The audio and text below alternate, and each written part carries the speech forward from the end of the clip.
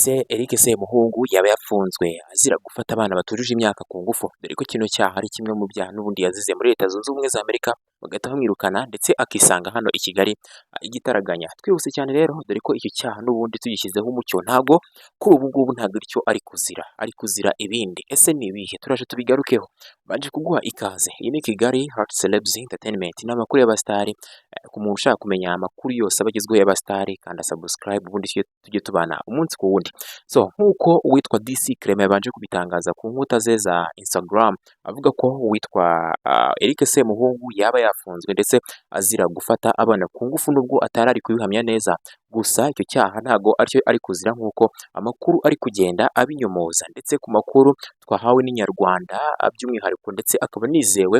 Inyarwanda ikaba yavuga ko yahawe n'umuntu wa hafi ndetse ya Semuhungu, ndetse n'umuntu wabashije kuba akurikirana uko byagiye bigenda byose kugira ngo abashe kuba yafungwa atabwe muri yombi, dore ko kuri ubu ngubu afungiye kuri sitasiyo ya polisi hariya i Nyarutarama. So Eric Semuhungu rero ntabwo yazize kuba yafata abana ku ngufu, ahubwo yazize kuba yatwara imodoka yasinze bikabije, dore ko yafashwe mu rukerera rwo kuri iki cyumweru, ubwo yaravuye mu kazi ke. Ngira ngo murabizi ko akunda gukora akazi k'ijoro cyane, agira ngo abazi akazi ko guhostinga mu tubari na tumwe tugiye dutandukanye, nk'ibikorwa n'ubundi Semuhungu akora. So rero murabizi ko ako kazi n'ubundi kaba ari ak'ijoro. Rero yari akavuyemo atashye, ndetse aza kugira ibyaha agakubitana na polisi ubwo yari arimo gutwara imodoka rero yasinze yabaye ibyatsi. Yagize gutya ahita afungwa bidasubirwaho. Rero kuri ubu ngubu akaba afungiye kuri sitasiyo ya polisi, dore ko umuntu uri gutanga amakuru yavuze ko yaba afungiye bino byaha bikomeye byo gufata abana ku ngufu cyangwa se by'ihohotera nk'ibi ngibi, atari kuba ari kuri sitasiyo ya polisi, ahubwo yari kuba ari ahandi hantu hakomeye nko muri RIB. Ariho hantu yari kuba afungiye kugira ngo iperereza rikomeze rikurikiranwe.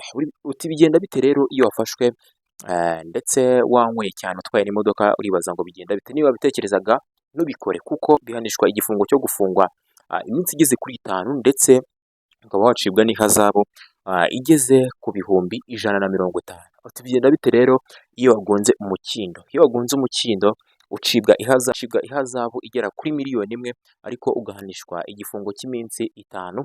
So rero ni uko nguko bihagaze. Eric Semuhungu ntabwo yazize kuba yafata abana ku ngufu, ahubwo yazize kuba yatwara imodoka yasinze, nk'uko amakuru ari gutangwa ari kugenda abisobanura. Ndizera ko ubashije gusobanukirwa, ndetse urujijo ruvuyeho ibyo Eric Semuhungu arimo kugenda azira. Nkwibutsa ko rero uyu Eric Semuhungu ari umwe mu bantu biyemerera ku mugaragaro ko baryamana nabo bahuje ibitsina, nyuma y'uko apfushije umugabo we n'ubundi bari barashakanye muri Leta Zunze Ubumwe za Amerika, ndetse akadukana ingeso zo gufata abana ku ngufu ubwo yari ariyo. Bahise rero bamwirukana igitaraganya muri Leta Zunze Ubumwe za Amerika, nubwo atagenda abyemera ko aricyo ahanini yazize. So nta kindi kirenze rero kukubwira. Baje kugushimira kuba wumvise iki kiganiro kugeza kirangiye, kandi subscribe niba babashije kuba wanogerwa n'ibiganiro byacu, kugira ngo uzayicikwa n'andi makuru yose. So murakoze cyane rero.